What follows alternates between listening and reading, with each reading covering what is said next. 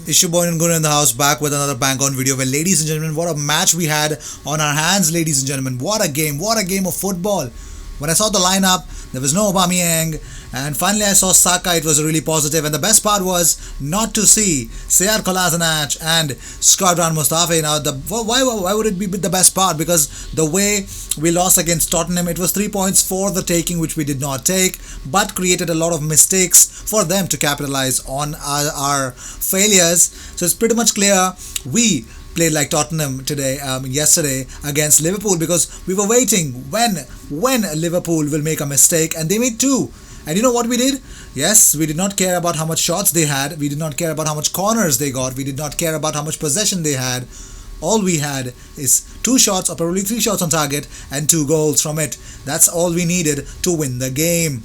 Well, that was really great. I think we played well. We defended pretty much well. I'm not saying it is the benchmark. No, it is not. But in majority of the aspects, I think Liverpool were out of ideas. Just exactly, I think it was a replica of a game against Atletico Madrid that they lost the second leg at Anfield. You know, it was similar situation. Liverpool were exhausted in terms of trying new ideas, trying more and more corners. Like Atletico were not interested in making a shot, or probably were waiting to capitalize on Liverpool's mistakes. That exactly was the criteria, and it worked. Well, do you guys believe if Arsenal can believe Manchester City come Saturday?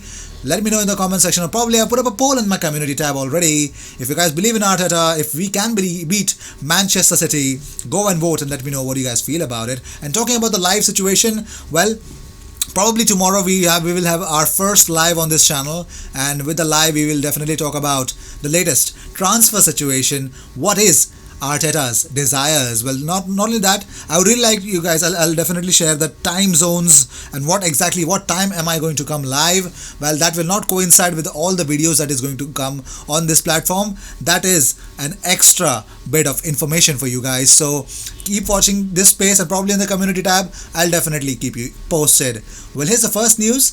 Danielle Carter, ex-Arsenal player, has actually joined Reading FC Women. Well, she tweeted out, "I'm happy to announce that my new chapter will be with Reading FC Women. I'm grateful for this opportunity and I will give my all for the club and the fans. This is just the beginning. I'm ready. Let's go." Well, FIFA have officially announced that 5 substitutions will continue to be allowed next season. Each league will get to choose if they want to go with 5 substitutions or go back to only having 3 substitutions. Wow, isn't that it? Well, here's the official news about the whole thing. How exactly James Benge tweeted out. I actually I observed this, but this is how perfectly represented Dani Ceballos' role under Unai Emery and Arteta. But the first image that I'm showing you guys is how differently Emery used Ceballos, and this is how Arteta used Ceballos, who was a number 10 under Unai Emery and now sets the tempo from deep. Lateral seems to suit him, but this is exactly what Arsenal need for the long term. It totally depends on Mikel Arteta's decision. Well, moving on. Well, let's talk about Arsenal getting the forwards that they want if they do not have European football. Lack of European football doesn't affect Arsenal's forward recruitment as much as their positions. With centre forwards or strikers, we can still sign any of the following, that is Jonathan David, Odsonne Edouard, Dominic Calvert-Lewin, Daniel Malen, Memphis Depay. Of these, Jonathan David and Odsonne Edouard are closest to joining the club. For left wing, the prominent leaders remain Willian and Said Benrahma. Willian will be the first choice between the two, and probably the club still hasn't made a decision between the two positions. The decision will be taken once they get clear indication of Aubameyang's contract situation. Keeping that in mind, if Aubameyang does leave, we may not bring in a marquee signing, instead opt to assign a younger striker or left winger to balance the front line and focus on rebuilding. Well, I would really like to see this exciting talent named Said Benrahma, but let's see. Well, I generally don't want to put out controversial content on this channel, but this has actually involved Arsenal in one way. Well, Arsenal have condemned a fan on supporters channel AFTV for a racist slur made against Son Heung-min during the North London derby, where Claude Caligari, if you guys definitely know about him, he was heard saying DVD is going off as Son was substituted during Spurs 2-1 victory against Arsenal. Well, for those who are actually questioning what exactly is this slur, what does it mean, is a reference to selling DVDs from a market stall, a racist term that has been directed at Asian footballers, including Son, in the past. So actually, he indefinitely apologized, and after the remark that he's made, along with the channel owner Robbie Lyle, attempted to justify the remark as well. So Lyle actually later performed a U-turn and stood down the outspoken Caligari from the channel. He tweeted out, "I would like to sincerely apologize for the derogatory remark heard on the AFTV live stream on Sunday and for the response video that we put out today, where we failed to apologize and take onus for the comment.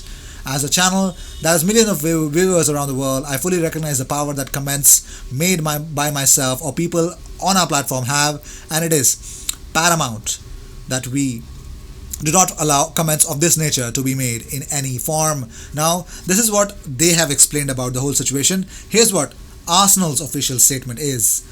Arsenal actually said that our records show that that the individual involved is not an Arsenal season ticket holder and does not hold any form of ticket membership. The platform in question has no official association with Arsenal. We operate a zero-tolerance approach to any form of discrimination, and we unreservedly condemn this unacceptable racist behavior. So AFTV actually have distanced themselves from Cloud, who is a definitely regular at AFTV. Let me know what you guys feel about it. To me, personally I think racism in any shape, way or form, in any directed against any individual, no matter his Asian or whatever his ethnicity would be, it is wrong, and it doesn't affect. For banter, I think you can have a healthy humor, a healthy banter, but this is definitely out of situation. Now, if he gets away with this, it's pretty much clear many people who are making videos out there can get away with that as well. So I think he should be made an example out of. Well, moving on. Well, Mark Rocca likes the idea of joining AC Milan, but the Italian club face competition from Arsenal and Everton. Player has a 40 million euros release clause, but as said before, Espanyol are relegated, so he could move for far less.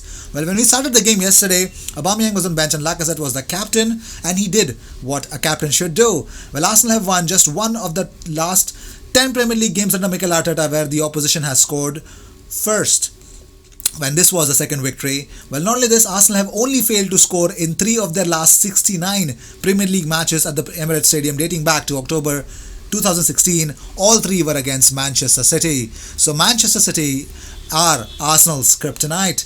Well, Reece Nelson scored his first Premier League goal, and he is the 18th Arsenal Academy graduate to score in the Premier League since 2000s. Since the start of the 2016-2017 Premier League season, Alisson Becker has made more errors directly leading to goals, that is 4 errors, than Simon Mignolet, and who has committed 3 mistakes, and Loris Karius, who has committed 2 mistakes. Well, most errors, you can understand, according to Liverpool players in the Premier League since 2016-2017, Alisson has made 4 errors, Simon Mignolet has made 3, Adrian, Loris Karius, Dejan Lovren, Joel Matip, Virgil van Dijk and Jorginho Wijnaldum have committed 2 mistakes since in the past 4 years.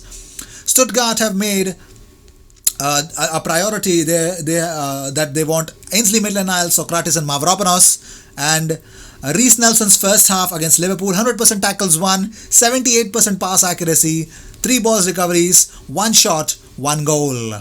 And no Arsenal player has scored more Premier League goals than Alexander Lacazette since the Premier League restart in June. Unbelievable. Well, first time in 43 months, Liverpool have gone in behind at half-time, having taken the lead, and that was unbelievable. And Jurgen Klopp has lost against Arsenal in the Premier League for the first time in his managerial career. 5 wins, 3 draws, and this was the first defeat. He was gunned down, ladies and gentlemen. And talking about it, why it was a proper FIFA kind of game, because the possession Arsenal had was 31%, and the shots taken, you can see the difference. It is huge. Well, points won from losing positions this season so far. Wolves have won 21 points from a losing position. Obviously, we have seen both the games against Manchester City. And not only that, Arsenal 18 points, are number 2nd in the Premier League, and Liverpool and Spurs are 3rd with 16 points. So Arsenal, from a losing position, have come back to haunt their opponents. Well, not only this, let's talk about the expected goals before the game. Was Arsenal 0.9, Liverpool 2.4, and XG per shot was Arsenal 0.3 and Liverpool 0.1. So it was quality over quantity today, and we made sure that we won this game. And it was unbelievable because Arsenal have beaten Liverpool in the Premier League for the first time since April 2015. Wow, unbelievable, wasn't it? Well, even Manchester City tweeted out 100%. They loved it. They really loved it, didn't they? Emiliano Martinez had 56 touches against Liverpool, more than any other Arsenal player, and also made 8 saves to help Arsenal win yesterday. And it was unbelievable because Alex Lacazette came up with 1 goal and 1 assist. It was unbelievable. And not only this, one more important and very funny stat about Alexander Lacazette. He made 4 tackles. Yes, he has made 4 tackles than any other player during Arsenal's 2-1 victory versus Liverpool. So these were the news of the day. I hope you enjoyed whatever came your way. All the views and news and everything about Arsenal comes on this platform every single day, twice. So sit back, relax, and enjoy all the news that comes on this platform. I will see you in my next video. Until then, cheers, and don't forget to subscribe and go vote. I put up 2 polls. One about going live. You guys can let me still know if you still haven't. Do you guys want me to come live and discuss all the transfer news? Because if you give me one direction, I'll definitely try to create more about it. And not only that, we are also coming up with a lot of ideas about it. And please subscribe. We're on a mission of reaching 6,000 subscribers. Not far off. If you guys can help me, I can definitely reach there. I will see you in my next video. Until then, cheers.